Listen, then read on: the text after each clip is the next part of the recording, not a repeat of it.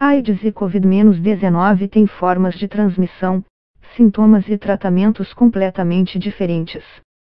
Mesmo assim, as doenças que marcaram o fim do século XX e o início do XXI, respectivamente, trazem semelhanças importantes, especialmente na forma como a sociedade e a ciência reagirão a elas. E esses processos tiveram os mais variados desdobramentos. Por um lado, as duas pandemias demandaram a criação de soluções rápidas, que resultaram em testes, remédios e vacinas modernos e disruptivos, que beneficiaram não apenas as duas condições, mas a medicina como um todo.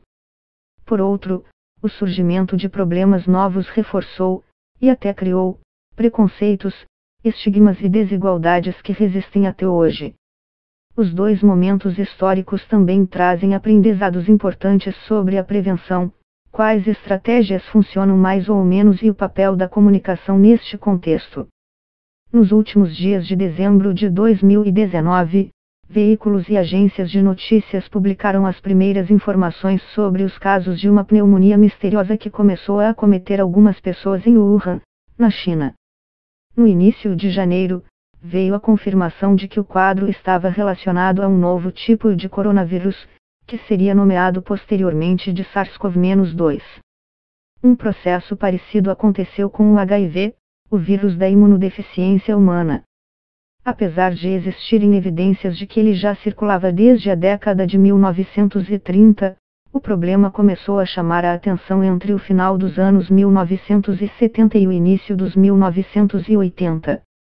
Nessa época, os especialistas perceberam o aumento na frequência de sintomas do que viria a ser conhecida como a Síndrome da Imunodeficiência Adquirida, ou AIDS. No período, o quadro foi observado com mais intensidade em homens que fazem sexo com homens de algumas regiões dos Estados Unidos.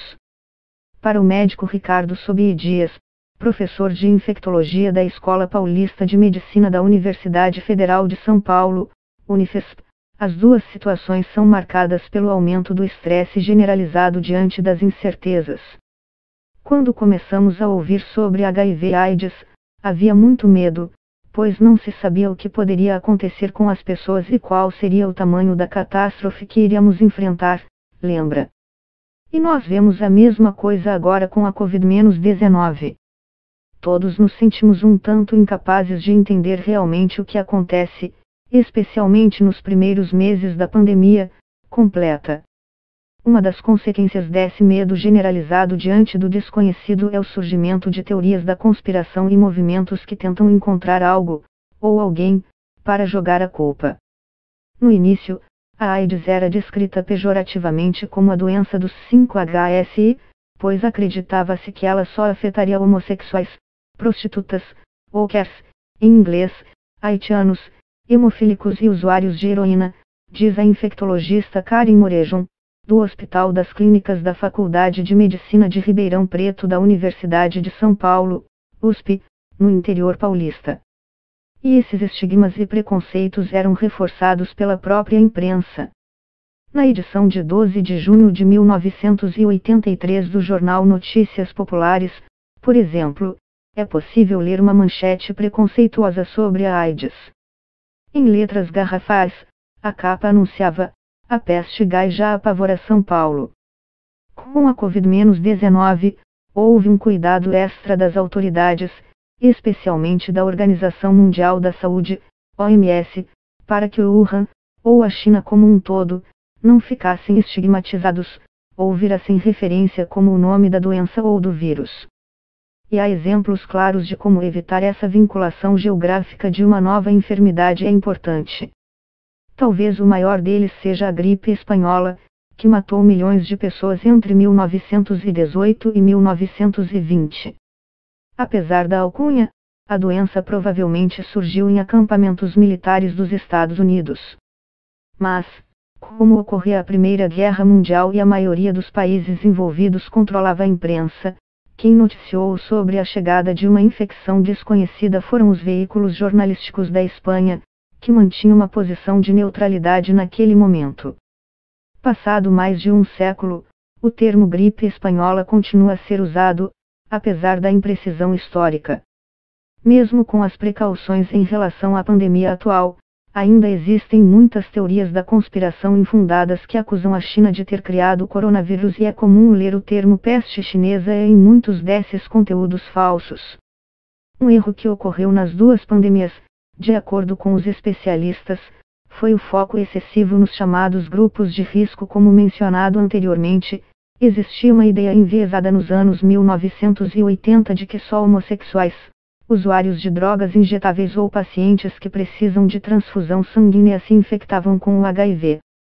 Já na Covid-19, circulou muito a ideia errada de que a doença só matava idosos e indivíduos com comorbidades, como os portadores de doenças cardiovasculares ou pulmonares. E, em ambos os casos existe uma diferença enorme entre grupos de risco e indivíduos com maior vulnerabilidade, diferença dias. Ou seja, estatisticamente e na comparação com as outras faixas etárias, pessoas acima de 60 anos são mais suscetíveis à infecção pelo coronavírus e desenvolvem com maior frequência as formas graves da enfermidade, que exigem internação e intubação. Mas isso não significa que os mais jovens estão absolutamente livres da Covid-19 ou de suas repercussões no organismo. O mesmo se repete quando pensamos nos primeiros anos da AIDS. A noção distorcida de que homossexuais seriam os únicos afetados fez com que indivíduos com outras orientações sexuais relaxassem e pensassem que não corriam perigo, quando se sabe que a realidade é muito mais complexa. O foco nos grupos de risco fez com que houvesse uma sensação de tranquilidade daqueles que não apresentavam aquelas características, pois eles achavam que não adoeceriam, acrescenta Morejon, que também integra a Sociedade Paulista de Infectologia. A bióloga americana Cláudia Velasquez, diretora do Programa Conjunto das Nações Unidas sobre HIV/AIDS, UNAIDS, no Brasil, chama a atenção para outro ponto em comum entre as duas pandemias. As desigualdades têm um papel extremamente relevante nos dois momentos históricos e, por isso mesmo, é preciso atuar de forma conjunta e simultânea, analisa. A resposta ao HIV evidencia a lacuna entre ricos e pobres. Onde um bom progresso foi feito, as pessoas que vivem com HIV têm uma vida longa e saudável. Já onde as desigualdades são grandes, foi alcançado um progresso limitado, compara. Na Covid-19, a diferença de acesso a insumos, testes, remédios e vacinas também é enorme de acordo com cada país. Essa disparidade fica escancarada no número de imunizantes contra o coronavírus aplicados até o final de setembro, de acordo com informações disponibilizadas pela Organização das Nações Unidas, ONU. 61,4% dos cidadãos de países ricos haviam recebido ao menos a primeira dose. Nos lugares mais pobres do planeta, apenas 3,5% das pessoas foram contempladas nas campanhas de vacinação. Os mesmos números podem ser lidos de outra maneira, enquanto 1 em cada 2 indivíduos das nações ricas estão mais protegidos contra a Covid-19, somente 1 em cada 28 que moram nos locais mais pobres tiveram essa mesma oportunidade. Esse talvez seja o ponto onde as semelhanças mais impressionam. Tanto a AIDS quanto a Covid-19 seguiram uma sequência similar de orientações preventivas. Nos primeiros meses, quando as informações sobre as doenças eram escassas, restava apelar às medidas proibitivas. Para evitar o HIV, não faça sexo. Para fugir do coronavírus, não saia de casa. Com o passar do tempo, surgiram métodos um pouco mais rebuscados, que servem de barreira contra a entrada dos vírus. Falamos aqui das camisinhas e das máscaras. Na sequência, vêm as intervenções biomédicas. No HIV, foram aprovados remédios para a PrEP, profilaxia pré-exposição, e para a PrEP, profilaxia pós-exposição. Quando bem indicadas, essas estratégias ajudam a evitar a infecção pelo vírus. Já na Covid-19, as vacinas testadas e aprovadas em tempo recorde permitiram controlar o número de casos mais graves, internações e mortes. Durante os dois processos de evolução, os especialistas aprenderam que não costuma dar muito certo depender unicamente dos métodos baseados no comportamento das pessoas, como a abstinência sexual, o isolamento social, a camisinha ou a máscara. Pela experiência com as pandemias recentes, é justamente a combinação e a adaptação de diferentes estratégias que permite obter um bom resultado. É fácil dizer para as pessoas usarem camisinha ou máscara, como se todo mundo fosse respeitar essa recomendação 100% das vezes, comenta o infectologista Rico Vasconcelos, pesquisador do Hospital das Clínicas de São Paulo. Conforme aparecem as intervenções biomédicas, como os remédios ou as vacinas, é que começamos a ver uma queda da incidência tanto das infecções por HIV ou pelo coronavírus, observa o cientista social Alexandre Grangeiro, pesquisador da Faculdade de Medicina da USP, concorda, recomendações muito normativas, que dizem aquilo que as pessoas precisam fazer e não consideram a autonomia de cada um, não funcionam, entende? Ou a gente adequa os métodos de prevenção ao cotidiano ou eles vão falhar, completa o especialista, que foi diretor do Programa Nacional de DST-AIDS do Ministério da Saúde entre 2013 e 2004. Já Dias destaca o papel da comunicação nesse contexto e usa as orientações sobre o uso da camisinha como exemplo. Nós erramos feio ao dizer que fazer sexo com camisinha é igual em termos de prazer. Isso é mentira. A mensagem correta é que existe, sim, um prejuízo na sensibilidade, mas um ganho no aspecto preventivo, analisa. Nossa comunicação foi sempre no sentido de que, ao se prevenir, você estará fazendo um bem para todo mundo, para a coletividade. E me parece que essa mensagem de fazer as coisas pelos outros nunca funcionou direito, acrescenta. Vale observar aqui que o trabalho dos cientistas para trazer soluções às pandemias de AIDS e Covid-19 também permitiu pensar em saídas para outros problemas de saúde. O esforço científico para entender a AIDS na década de 1980 propiciou o desenvolvimento de remédios que impedem a replicação de vírus.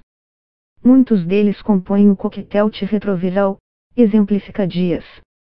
E esses tratamentos beneficiaram não apenas os portadores de HIV, mas também serviram de base para a criação de terapias contra a hepatite C, o vírus sincicial respiratório e talvez até o coronavírus, conta o infectologista.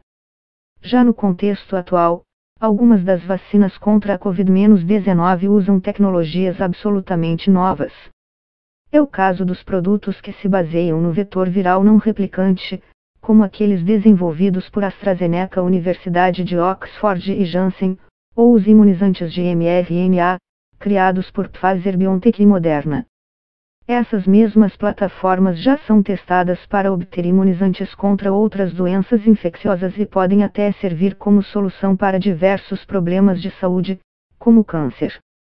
A pandemia de Covid-19 mostrou que a ciência pode avançar rapidamente, quando existe a vontade política e o envolvimento de todas as pessoas, resume Velásquez, da UNAIDS Brasil. Morejon pondera que os avanços e as conquistas contra as infecções não foram frutos de uma iniciativa isolada de um especialista ou um grupo de pesquisadores, mas de um apoio constante à ciência. Só tivemos uma vacina contra a Covid-19 em menos de um ano porque já existia toda uma pesquisa anterior, que buscava soluções para outros tipos coronavírus que surgiram em 2013 e 2011, aponta a médica. E, mesmo na AIDS, que começou a chamar a atenção nos anos 1980, tínhamos investigações e amostras de pacientes guardadas em laboratórios desde os anos 1970, lembra? Quando há investimento, a ciência prepara o terreno e nos permite lidar com as crises de forma muito mais fácil, completa.